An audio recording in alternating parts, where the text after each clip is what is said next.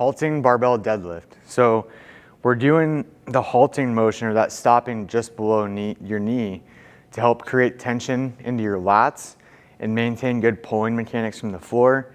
And the other piece is just repetition to get the deadlift motion down and to be able to be comfortable maintaining tension throughout your entire body. So as always, I like to start these big compound movements with talking about your bracing and breathing pattern, and really filling your midsection full of air through your diaphragm and create an expansion into your obliques to where you're pushing out to brace to be able to keep a neutral spine.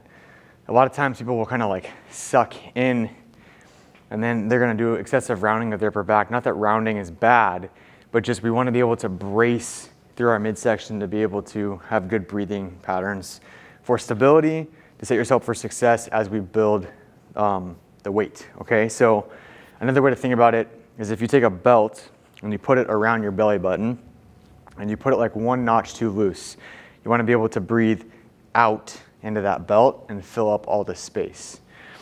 When I get set up, I like to have somewhat of a narrow stance, especially if I'm doing a conventional deadlift, which is what the demonstration was at the beginning of the video.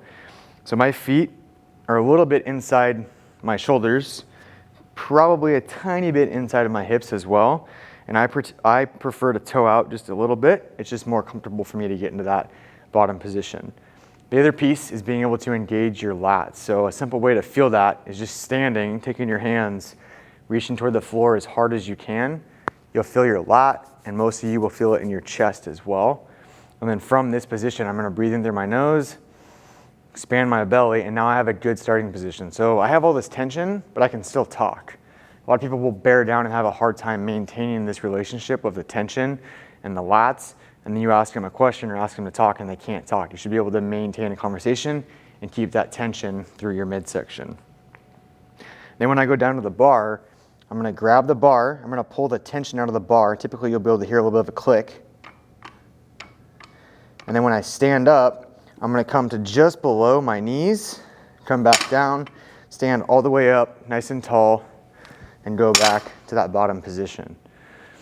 So it's key that when you're doing the lifting portion or the pull from the floor, when you go back down and come back up, you're trying to have relatively straight bar path.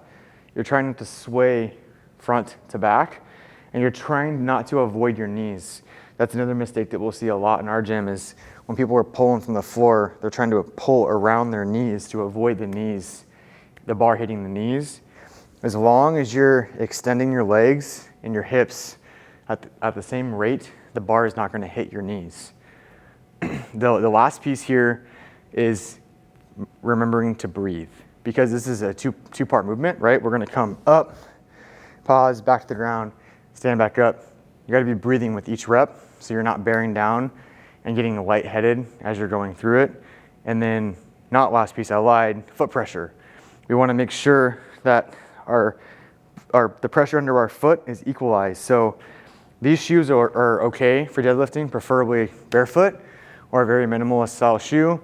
What we want to avoid is having a thick cushioned shoe, because when you go to push, it's going to give away and you're going to have a lot of instability that's happening. You won't be able to feel the floor very well.